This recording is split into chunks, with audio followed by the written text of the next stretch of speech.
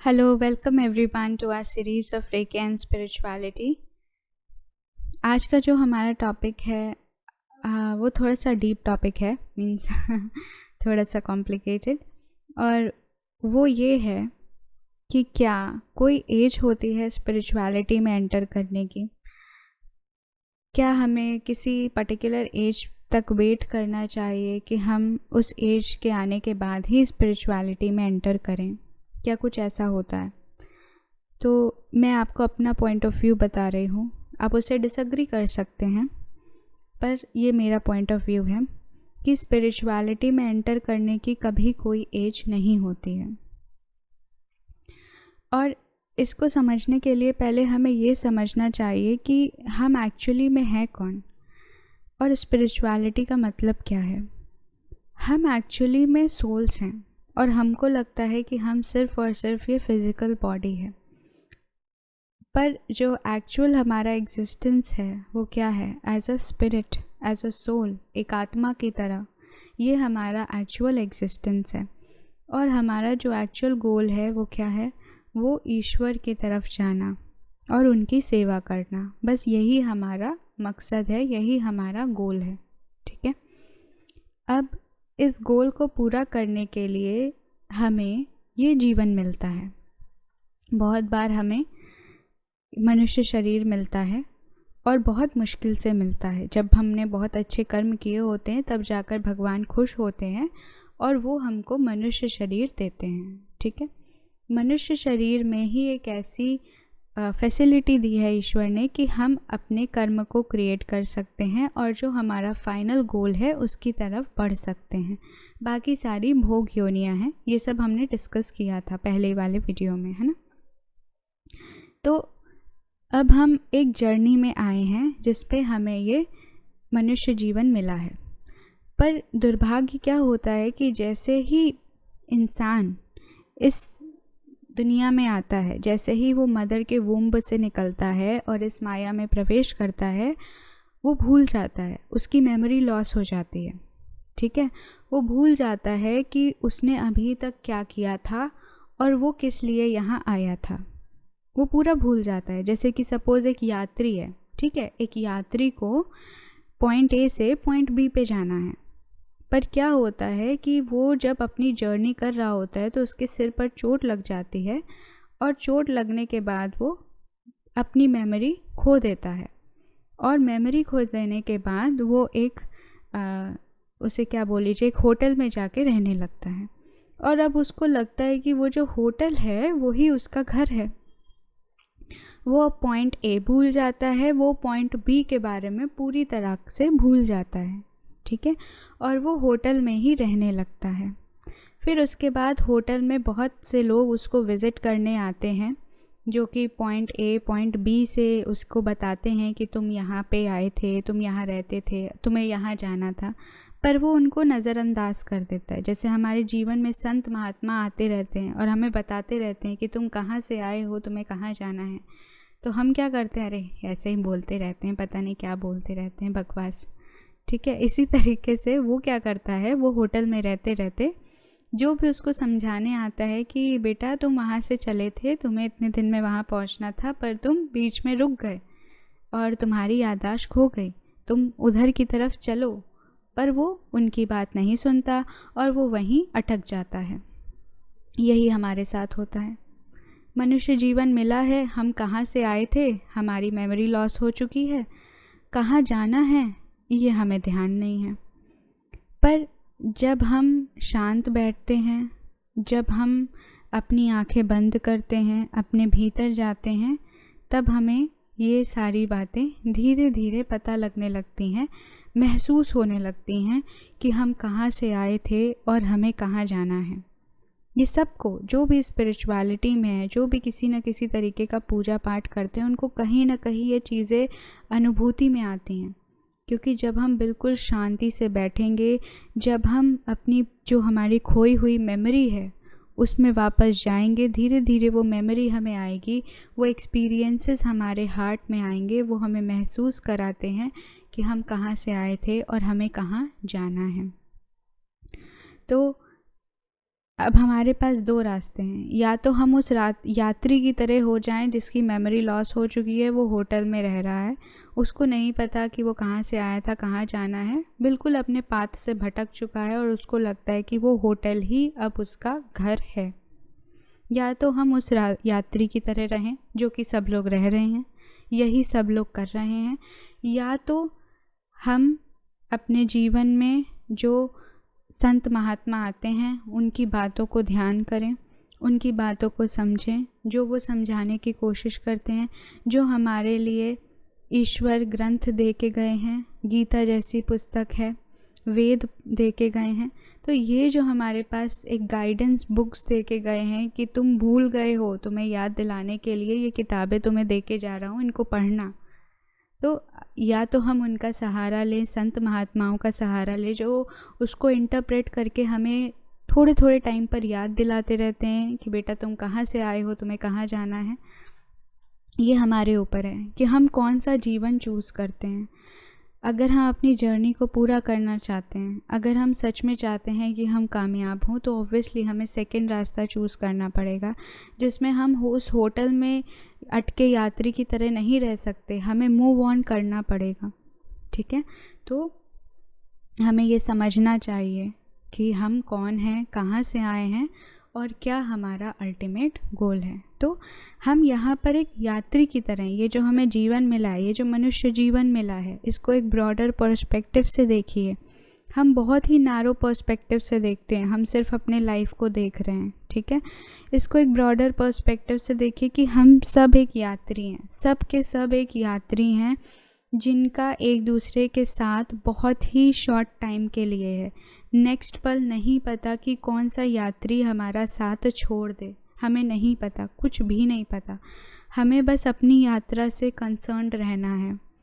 ठीक है, हमें अपनी यात्रा देखनी है कि हम कहाँ से आए थे, कहाँ हमको जाना है, और हम इसको एक ब्रॉडर पर्सपेक्टिव से देखिए कि इस ये जो हमारा जो ये मनुष्य जीवन है, ये जो हमें समय मिला है, एक एक पल कीमती है। इस एक एक पल को हमें यूज़ करना है कि हमारा ये जो एक एक पल है वो किसी और चीज़ में बर्बाद ना हो, वो सिर्फ़ और सिर्फ जो हमारा फाइनल गोल है, जो हमारा फाइनल डेस्टिनेशन है, उसकी तरफ ही फोकस्ड रहे, हम उसी की तरफ आगे बढ़ते रहें।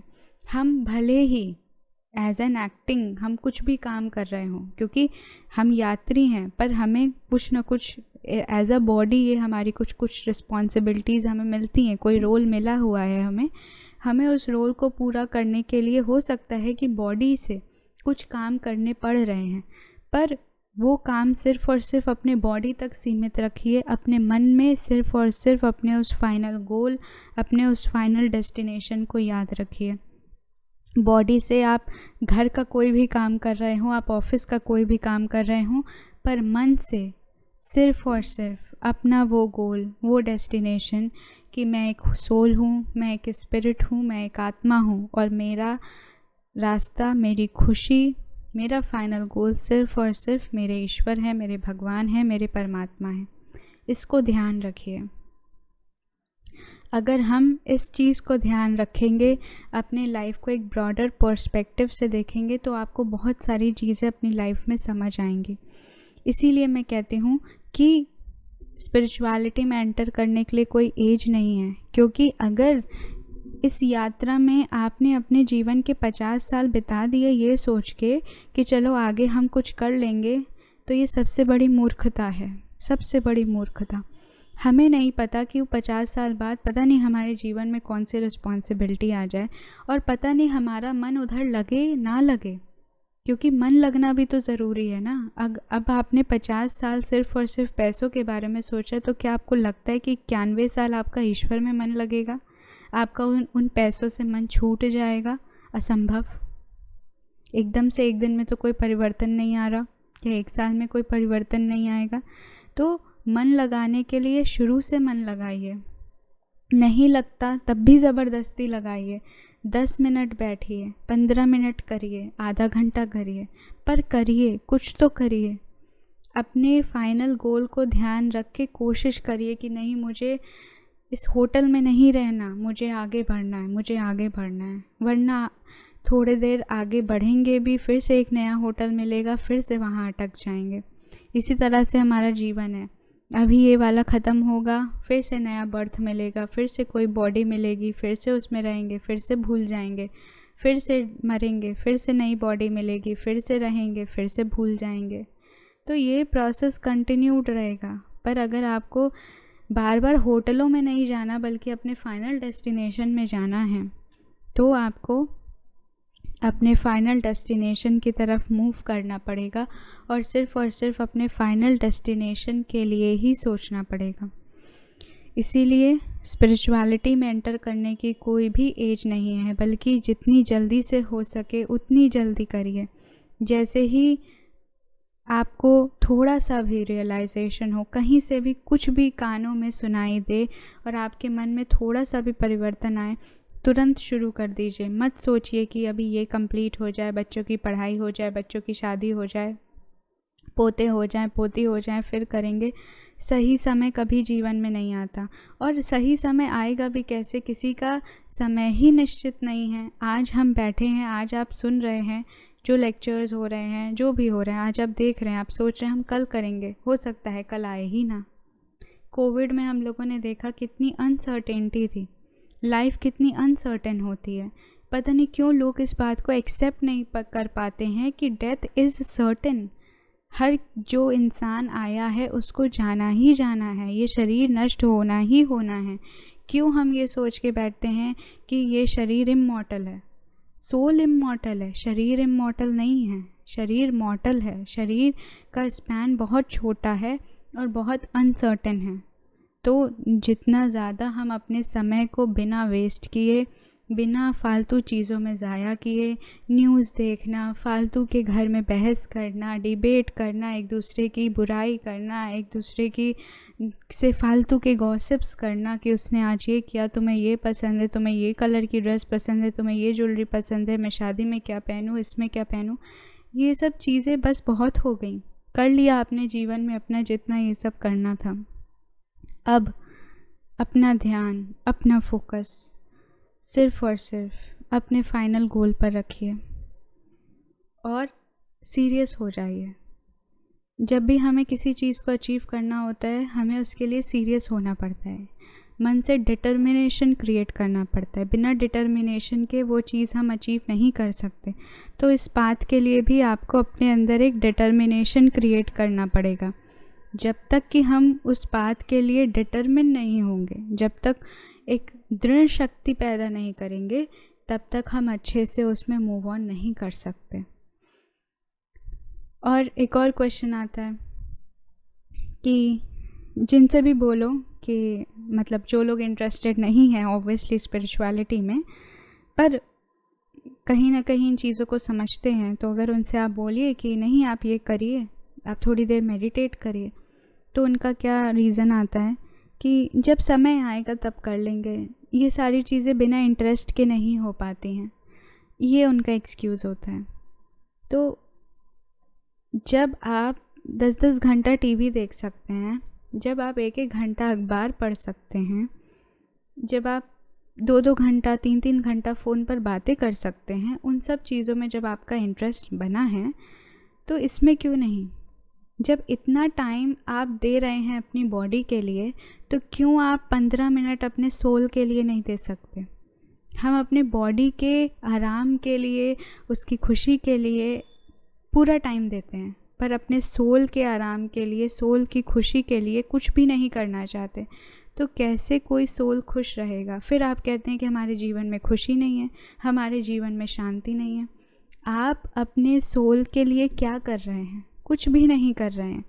जब तक कि आप अपने सोल का फूड नहीं उसको देंगे, तो सोल कैसे खुश रहेगा, उसका कैसे पेट भरेगा। और सोल का फूड क्या है, उसका फूड है ईश्वर की तरफ जाना, ईश्वर के मार्ग पर जाना, ईश्वर की सेवा करना। ये उसकी खुशी है, ये उसका फूड है, ये उसका लक्ष्य है। जब हम सिर्फ़ और सिर्फ अपनी बॉडी की तरफ ध्यान दे रहे हैं, अपनी बॉडी की खुशी, अपने बॉडी का आराम, अपने बॉडी का रिलैक्सेशन और सब कुछ अपने बॉडी के लिए, वेल्थ एक्यूमुलेशन, सिर्फ़ और सिर्फ अपने ईगो को सेटिस्फाई करने के लिए, सिर्फ़ और सिर्फ अपने बॉडी के लिए, तो कैसे हम खुश रह पाएंगे, कैसे हमारा सोल खुश रह पाएगा, कैसे हमारा जो एक्चुअल एग्जिस्टेंस है एज अ सोल वो बना रह पाएगा, वो खुश रह पाएगा कैसे। तो इस चीज़ को रियलाइज़ करिए, इसको सोचिए, इस पर विचार करिए कि आप क्या कर रहे हैं अपनी लाइफ में। थोड़ा कॉन्शियस हो जाइए और अपनी तरफ हम चारों तरफ देखकर भी जैसे अपने सारे सेंसेस बंद कर लेते हैं। हम चारों तरफ देख रहे हैं कि हर तरफ निराशा है, हर तरफ दुख है, हर तरफ तकलीफ़ है, हर तरफ मृत्यु है, तब भी हम अपनी आंखें बंद करके बैठे हुए हैं और हम सोचते हैं कि इसी संसार में हमें खुशी मिलेगी, यहीं पर सब कुछ मिलेगा। गलत है, यहाँ पर नहीं मिलेगा। ये संसार सिर्फ और सिर्फ दुखों का घर है। यहाँ आप खुशी ढूंढने जाएंगे तो बहुत ही क्षण भर की खुशी मिलेगी, 2 पल की खुशी मिलेगी और उसके बाद दुख आ जाएगा, फिर से 2 पल की खुशी आएगी, फिर से दुख आ जाएगा, ये चलता रहेगा। पर अगर आप अनलिमिटेड हैप्पीनेस ढूंढ रहे हैं, आप एक एवर लास्टिंग हैप्पीनेस ढूंढ रहे हैं, तो वो आपको सिर्फ और सिर्फ अपने स्पिरिचुअल पाथ पर ही मिलेगा। क्योंकि वो जो अनलिमिटेड अनकंडीशनल हैप्पीनेस का सोर्स है वो ईश्वर है। तो जब सोर्स ही दूसरे पाथ पर है और आप निकले दूसरे पाथ पर हैं, तो कैसे दोनों मिल सकते हैं, है ना। आप घने जंगलों की तरफ जा रहे हैं और आप सोचें कि आपको आपके सिर पर सूरज आपको दिखाई दे, उस सूरज की किरणें आपके ऊपर पड़ें, तो कैसे पड़ेंगी। जब तक आप खुले मैदान में नहीं निकलेंगे तब तक पूरी सूरज की किरणें कैसे पड़ेंगी। तो रास्ता अपना सही चुनिए, जो चीज़ चाहिए उस चीज़ की तरफ जाइए। अगर आप अनलिमिटेड हैप्पीनेस चाहते हैं तो जो उसका पाथ है उसकी तरफ जाइए। आप उल्टे पाथ की तरफ जाएंगे और वहाँ पर आपको दुख मिलेगा, तो फिर कंप्लेन मत करिए कि मुझे दुख मिल रहा है, क्योंकि आपने पाथ वो चुना है। जो आपने खुद चुना है उसके लिए फिर कंप्लेन नहीं करनी चाहिए, है ना। सो मुझे बस यही कहना था। Thank you so much everyone for listening. And अगर आपको अच्छा लगा हो तो प्लीज़ कमेंट ज़रूर करिएगा। अगर आपके कोई डाउट्स हों तो प्लीज़ कमेंट करिएगा और ज़्यादा से ज़्यादा लोगों के साथ शेयर करिएगा। Thank you so much. Have a blessed day.